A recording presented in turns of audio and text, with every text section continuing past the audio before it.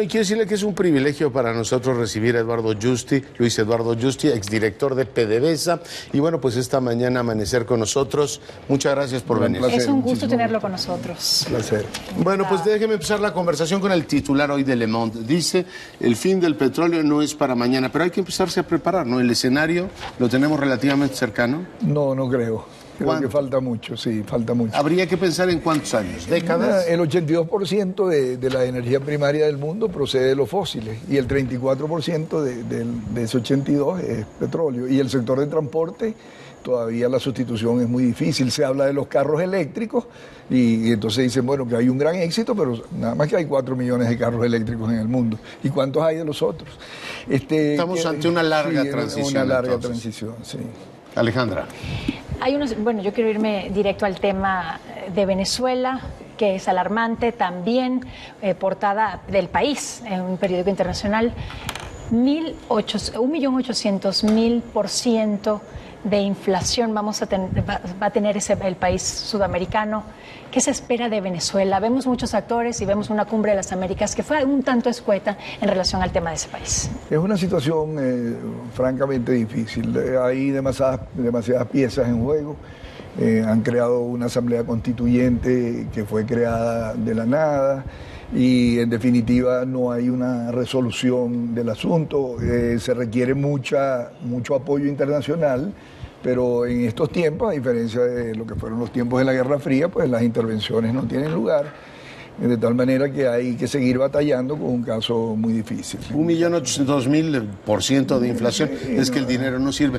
¿Y qué podemos aprender del caso venezolano? A usted le tocó manejar la empresa petrolera, la apertura de la misma. ¿Qué puede aprender México de la experiencia venezolana? Yo creo que lo más importante, y yo quiero ser muy respetuoso de esto, yo no conozco a ninguno de los candidatos de aquí, he leído mucha de la información que producen, les tengo un gran respeto a todos porque se han ganado la posición que tienen en esas candidaturas. Yo vine a dar una conferencia porque creo que puedo aportar, soy muy amigo de México, tengo muchos amigos aquí, puedo aportar muchas experiencias acerca de cuáles son las cosas que están bien, cuáles son las cosas que quizás hay que mejorar. Empecemos por las que están bien. Todo este proceso de apertura, vamos a llamarlo, que fue como se llamó en Venezuela, es una cosa muy importante. La reforma energética. La reforma energética desde el punto de vista institucional, desde el punto de vista del control de las ejecutorias, desde el punto de vista del atractivo que ha tenido para los capitales. Tenemos que entender que países como México, como Venezuela, países de lo que llamamos el tercer mundo necesitan estar integrados a las redes para poder tener el apoyo financiero, para poder tener el apoyo tecnológico, y yo creo que eso es sumamente importante. Ese va a ser quizás el tema mío. Hay muchas cosas buenas y hay cosas que hay que mejorar. Pero las políticas energéticas, requieren continuidad. O sea, nos decía hace unos días el secretario de Energía que están formados 200.000 millones de dólares para invertir en México, pero cambiar, por ejemplo, el marco institucional de una administración a otra, ¿le parece prudente? No, yo creo que ahí, en principio, uno partiría de la base de que lo que se ha hecho debería marcar la pauta. Sin embargo, política de Estado. Sí, sin embargo, eso no quiere decir que todas las cosas están 100% bien y hay que mejorar muchas de las cosas. Por ejemplo, podría poner un ejemplo, el sector de refinación, que no es muy mencionado porque todas las subastas tienen que ver con los campos que se pueden ofrecer. Sí. Es sumamente importante, es un negocio complicado, la refinación siempre lo es, y hay que ver cuáles son los balances de los productos que necesita México, qué tipo de economías tiene que hacerse. Las refinerías no están cargadas del todo, hay excedentes, entonces hay cosas que hay que atender para que todas las cosas tomen el curso. Es un poco paradójico eso de las refinerías, ya nos lo explicará con más detalle. Alejandra. Ahora, en la historia de Venezuela hubo un parteaguas cuando Venezuela se abre a empresas transnacionales, si hay una reforma energética, digamos. ¿Qué pasó en Venezuela? O sea, impactó positivamente, hubo un antes y un después de esta reforma, una bonanza igual en el país. ¿Qué puede pasar con México con esta reforma energética cuando sabemos que campos en aguas someras y campos en tierra están declinando de una manera vertiginosa? Sí, en Venezuela tuvimos una ventaja, debo decir, ¿no? Petróleos de Venezuela a diferencia de Pemex y de muchas otras empresas del Estado, nació bajo una ley especial. Esa ley especial le daba una autonomía muy particular a PDVSA, incluyendo no solo para sus programas, sino al mismo tiempo había un convenio con el Banco Central, en donde había un pote para el manejo de la cuestión en dólares y había mucho poder discrecional. Por ejemplo, yo cuando empecé a adelantar la apertura, estábamos a las puertas de un año electoral.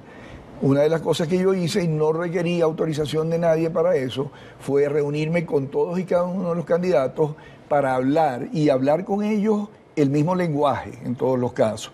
Eso no quiere decir que eso va en desmedro de lo que los candidatos puedan averiguar por su propia cuenta. Pero es importante porque el tema de la energía, el petróleo, el gas, es complejo, que reciban un mensaje claro de las cosas importantes que se tienen que hacer, como lo logramos en ese momento. Yeah. Claro, después que un gobernante está a bordo, entonces ya eso cae en manos de la nueva administración. Las nuevas administraciones pueden ser buenas, mejores, peores. En el caso de Venezuela, pues pasó lo que pasó y tuvimos una situación que se ha ido deteriorando hasta ahora. Eso no quiere decir... Mantener el marco jurídico, una política de Estado, sí, es razonable. Nos decía, ¿qué otro elemento positivo ve en el caso mexicano, tomando en cuenta la propia experiencia venezolana? En primer lugar, que ya hay un compromiso bastante grande de fondos por parte de las multinacionales. Es importante entender que las multinacionales no son dueñas de reservas. Uno habla de la Exxon es la empresa más grande del mundo. Bueno, ¿saben qué porcentaje de las reservas del mundo tiene la Exxon? El 1%, ¿no? En cambio, si tú tomas los países, por ejemplo, los países árabes, Irán, Irak, Arabia Saudita, probablemente tienen el 50% de las reservas. México está en una lista con reservas importantes. Ha declinado, eso sí, está por ahí en el orden de unos 10.000 millones de barriles, pero puede estar mucho más arriba, ¿no? La mayoría de las compañías que vienen necesitan el petróleo. Y hay que tener en cuenta que una compañía que, por ejemplo, produce, vamos a decir, 3 millones de barriles por día, tiene que traer 3 millones de barriles cada día. Eso es una tarea, pero verdaderamente difícil. Entonces, estas compañías necesitan estar donde hay reserva, como es el caso de México, como es el caso de Venezuela, en el Medio Oriente, que es más difícil porque la entrada ya no es tan fácil.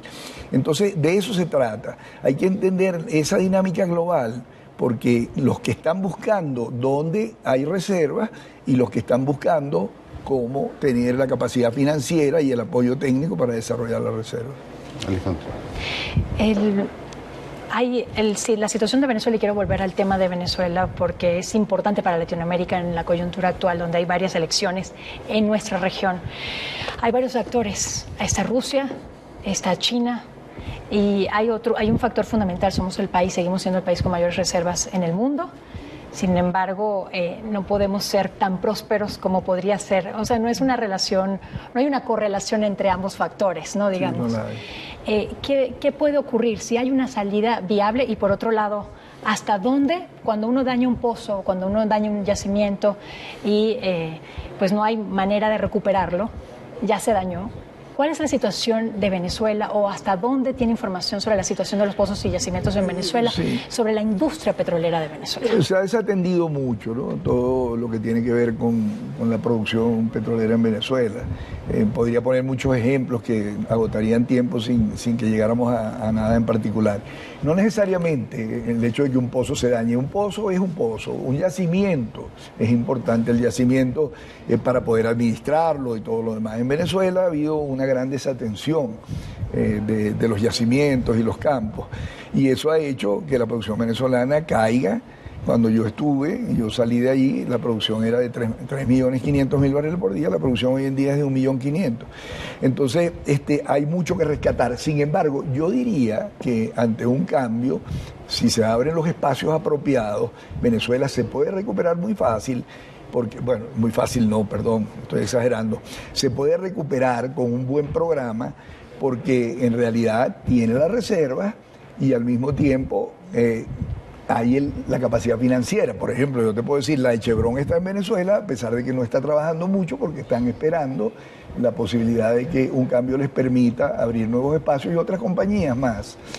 Yo sí creo que la parte petrolera se podría resolver relativamente rápido, comparada con todo lo demás que tiene que ver con la vida del país. Claro. La vida del país que está sumamente, está metida en una crisis muy grande, que ya hoy en día es una crisis humanitaria. Es verdaderamente lamentable que un país tan rico tenga efectivamente una crisis humanitaria. A ver, nos había dicho lo que veía bien en México.